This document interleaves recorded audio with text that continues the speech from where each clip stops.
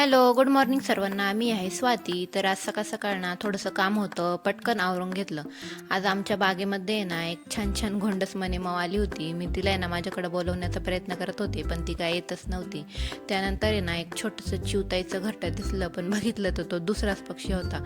मी असंच random shoot करीत होते, तर लगेच पक्षी पण आला आणि खाऊ घालायला लागला पिलांना. आज मस्त सकाळ सकाळ चहा घेतला. त्यानंतर आमची आजीबाई आहे ना बसली होती कोथिंबीर निवडायला. तर आमचे छोटे सरकार आहे ना आजीला काही कामच करून देत नव्हते. कोथिंबीर घ्यायचे, इकडं तिकडं फेकायचे, मध्ये मध्ये खायचे.